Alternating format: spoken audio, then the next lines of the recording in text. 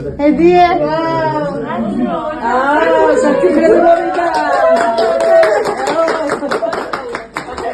10 წლის დავით მეოთხე სტადიის ავთვისებიანი სიმსივნე, რბილი ქსოვილების რადიოსარკომა დაუდგინდა. სწრაფად პროგრესირებადი აგრესიული ფორმის სიმსივნე პირდაპირ მნიშვნელობით ცოცხლად ჭამს ბავშვს. სიმსივნე მოდებულია თავის ტვინში, თვალები, მთლიანი სახე, ყელი, ყურები. დიახ, ვერაგი სარკომა პატარა ანგელოზის ზვლებსა და ქსოვილებს ჟამს. დავითი ჯოჯოხეთურ ტანჯვას გადის. ბავშვი ამჟამად თურქეთის ერთ-ერთ კლინიკაში იმყოფება, სადაც მას 17 საათიანი ოპერაცია ჩაუტარეს და 2 კილოგრამიანი სიმსივნე ამოკვეთეს. ქიმიოთერაპიის და მესამე ოპერაციის გარეშე ბიჭუნას გადარჩენის შანსი არ აქვს. დავითის სიცოცხლე დღეს $51,000 ღირს. ეს პატარა ანგელოზი ცოცხალი დაგვიბრუნდება სამშობლოში თუ უცხო ქვეყნის მიწაზე სამუდამოდ შეწყვეტს ფეთქას ბავშვის კეთილი გული. ეს მხოლოდ თქვენზეა დამოკიდებული, ღვთისმიერო ადამიანებო. ბავშვის სიცოცხლის წამსომი ჩართულია.